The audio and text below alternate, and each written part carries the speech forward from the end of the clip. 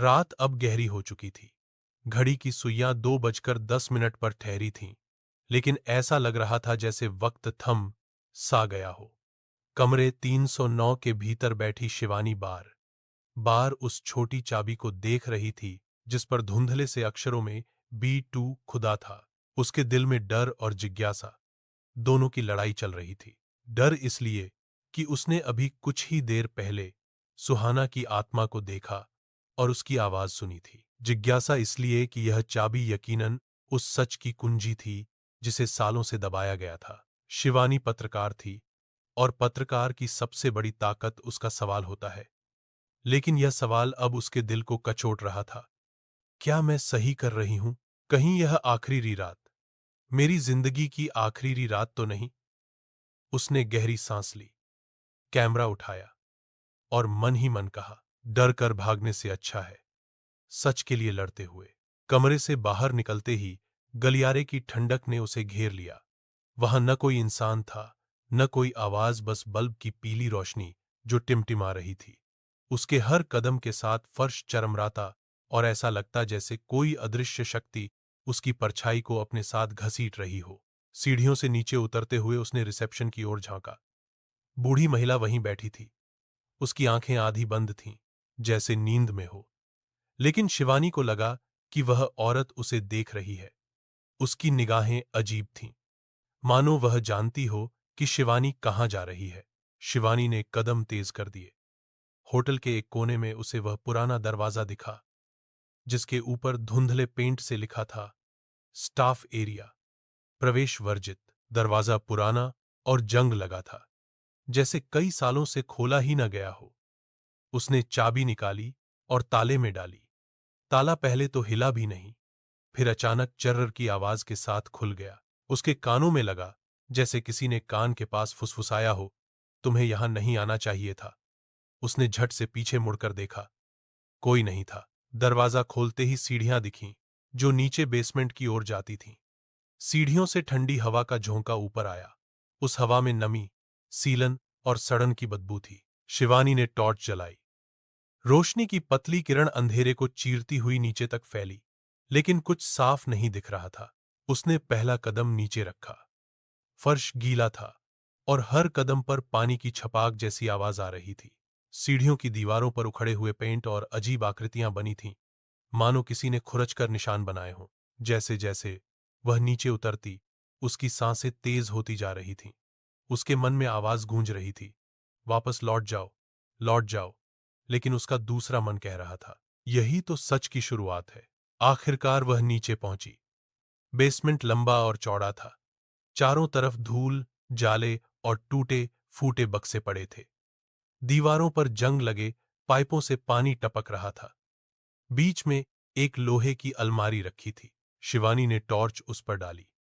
अलमारी पर धूल की मोटी परत जमी थी, लेकिन उसी पर लाल रंग से लिखा था, सुहाना। उसका दिल जोर जोर से धड़कने लगा। उसने सावधानी से अलमारी खोली। दरवाजा चर्र की आवाज के साथ खुला और अंदर कई फाइलें, ऑडियो कैसेट और पुराने होटल रजिस्टर रखे थे। उसने पहली फाइल खोली। उसमें होटल के मेहमानों की लिस्ट थी। शिवानी ने तेजी से पन्ने पलटे और उस दिन की तारीख ढूंढी जिस दिन सुहाना की मौत हुई थी। उस पन्ने पर साफ साफ लिखा था, रूम 309, मिस्टर R.K. मेरा ओनर। शिवानी की आंखें चौड़ी हो गईं। मतलब होटल का मालिक खुद उस रात 309 में था। उसने दूसरी फाइल उठाई। उसमें पुलिस की रिपोर्ट थी, लेकिन रिपोर्ट दो हिस्सों में थी। पहला हिस्सा कहता था, पीड़िता की हत्या गला घोंटकर की गई। कमरे में केवल मिस्टर R.K. मेहरा मौजूद थे।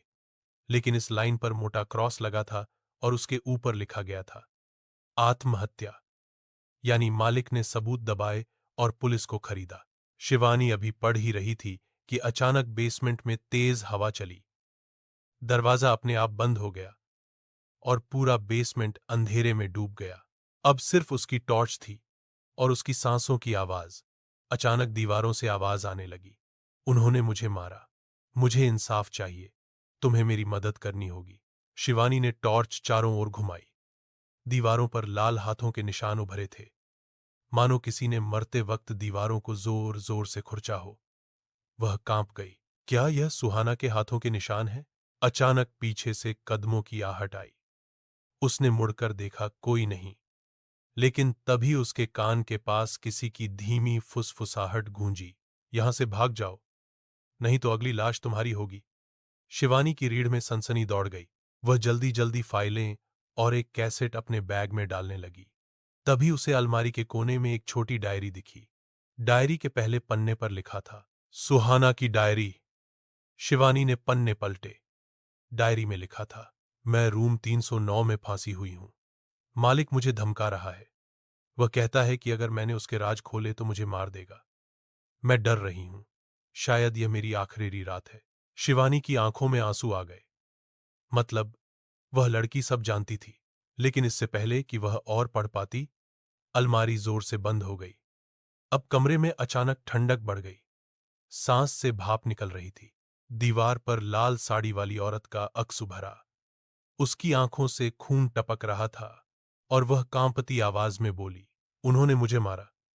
इंसाफ दिलाओ, वरना तुम्हें भी नहीं छोड़ूंगी। शिवानी ने हिम्मत कर कहा, किसने किसने मारा तुम्हें? औरत ने कांपते होठों से नाम लिया, मालिक R.K. मेहरा। इतना कहते ही वह अक्स धुएं की तरह गायब हो गया। शिवानी बैग कसकर पकड़े भागी। सीढ़ियां चढ़कर जैसे ही ग्राउंड फ्लोर पर पहुंची, उसने देखा रिसेप्शन पर वही बूढ़ी महिला खड़ी थी। उसकी आंखें इस बार लाल चमक रही थीं। आप नीचे क्यों गई? महिला की आवाज भारी और ठंडी थी। शिवानी एक पल को रुक गई। आपको कैसे पता कि मैं बेसमेंट में थी? महिला ने धीमी मुस्कान दी और बोली, इस होटल में कुछ भी छुपा नहीं रहता, मैडम। लेकिन सावधान रहिए, यहां हर कोई वैसा नहीं है जैसा दिखता है। इतना कहकर वह फिर से चुपचाप बैठ गई। शिवानी का दिमाग उलझ गया। क्या यह महिला भी मालिक के लिए काम कर रही है, या यह भी किसी रहस्य में फांसी है? लिफ्ट अपने आप खुली और अंदर से वही भारी आवाज आई, 309 लौट आओ, नहीं तो अगली बारी तुम्हारी है। बेसमेंट का लोहे का दरवाजा जोर से चरमराया और धीरे धीरे खुल गया। भीतर अंधेरा इतना गाढ़ा था कि मानो सदियों से सूरज की कोई किरण वहां पहुंची ही न हो। शिवानी ने कांपते हाथों से मोबाइल की टॉर्च जलाई और अंदर कदम रखा। हवा में सड़ांध, लोहे की गंध और कुछ अजीब सा धुआं घुला था। दीवारों पर पुराने खून के छींटे, जंग लगे औजार और टूटी फूटी लकड़ी की मेजें बिखरी पड़ी थीं, जैसे किसी ने यहां अनगिनत पाप छिपाकर रखे हों। अचानक शिवानी की नजर उस दीवार पर गई जहां बड़ा सा आईना टंगा था। आईने में उसका चेहरा तो दिखा, मगर उसके पीछे एक और चेहरा, वही लड़की, वही सुहाना। उसकी आंखें लाल, चेहरे पर गहरी चोटों के निशान और होंठों पर खून की लकीर थी। शिवानी चीख पड़ी, का कौन हो तुम? आईने में लड़की के होंठ हिले। मैं ही वो हूं जिसे इस होटल ने निगल लिया।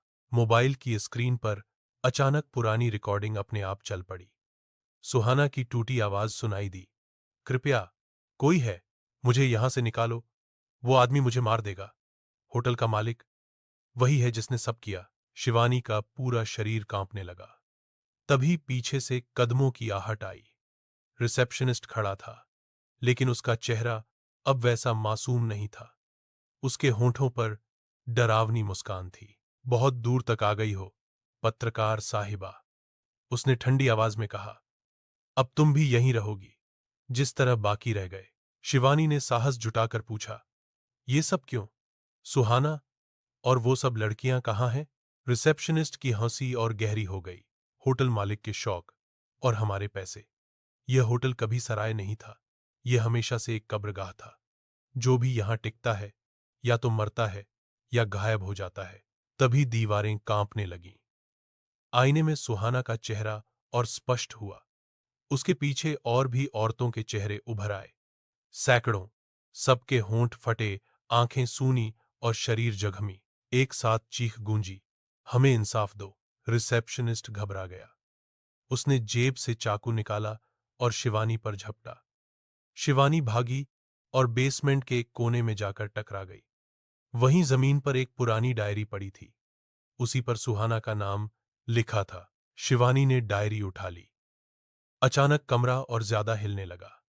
आईना टूटकर बिखर गया और उसमें से धुएं जैसी आकृतियां बाहर निकल आईं। सुहाना का भूत अब सीधे शिवानी के सामने था। उसकी आंखों में खून उतर आया था, मगर शिवानी के हाथ में डायरी देखकर उसका चेहरा बदल गया। वो फुसफुसाई, डर मत, तू मेरी मददगार है। अचानक सुहाना ने अपना हाथ उठाया और रिसेप्शनिस्ट के ऊपर झोंक दिया। एक भयानक चीख गूंजी। उसका शरीर हवा में उठा और सीधे दीवार से टकराकर गिर पड़ा। उसका चेहरा खून से लथपथ हो गया। तभी दरवाजा खुला और होटल का असली मालिक अंदर आया। मोटा सा, सिगार पकड़े, लाल आंखों वाला। बहुत नाटक हो गया। इस होटल का सच बाहर किसी को नहीं जाना चाहिए। तू भी मर जाएगी। पत्रकार। लेकिन अब माहौल उसके काबू में नहीं था। सुहाना और बाकी आत्माओं ने मिलकर पूरे बेसमेंट को हिला दिया। दीवारें टूटने लगीं। छत से मलबा गिरने लगा। शिवानी चिल्लाई, यही सही समय है। सबके सामने आ जाओ सुहाना, उसे बचने मत दो। सुहाना की आत्मा ने पूरे गुस्से के साथ मालिक को घेर लिया। वो आदमी कांपने लगा। उसने भागने की कोशिश की, मगर दरवाजा अपने आप बंद हो गया। भूतों की भीड़ ने उसे पकड़ लिया। उसकी चीख इतनी भयानक थी कि कान फट जाए। अगले ही पल उसका शरीर जमीन पर गिरा और सिगार बुझ गया। कमरा अचानक शांत हो गया। सब आत्माएं सुहाना की तरफ देखने लगीं। सुहाना की आंखों में अब गुस्सा नहीं, सुकून था। वो धीरे से बोली, अब हमें मुक्ति मिल रही है। सभी आत्माएं एक एक कर धुएं की तरह गायब हो गईं। शिवानी वहीं बेसमेंट में गिरकर बेहोश हो गई। अगली सुबह लोगों ने होटल के ढह जाने की खबर सुनी। पुलिस जब पहुंची तो बेसमेंट का दरवाजा टूटा मिला। अंदर केवल शिवानी थी, घायल लेकिन जिंदा। उसने पुलिस को सारी बातें बताईं। सुहाना की डायरी, रिकॉर्डिंग और मालिक की तिजोरी में मिले सबूतों ने सच्चाई साबित कर दी। होटल बंद कर दिया गया। कुछ दिन बाद शिवानी फिर से अपने शहर लौटी। उसका आर्टिकल देश भर में छप गया। होटल 309, मौत का अड्डा। उसकी बहादुरी की चर्चा हर जगह हुई, मगर उसके मन में अब भी एक सवाल गूंजता रहा। उस रात जब उसने बेसमेंट में बेहोश होने से पहले सुहाना को देखा था, तो उसने आखिरी बार मुस्कुराकर कहा था, धन्यवाद, अब हम आजाद हैं। शिवानी जब भी रात को आईना देखती, तो उसे लगता कि पीछे कोई खड़ा है, मगर डर नहीं, बस एक शांत मुस्कान।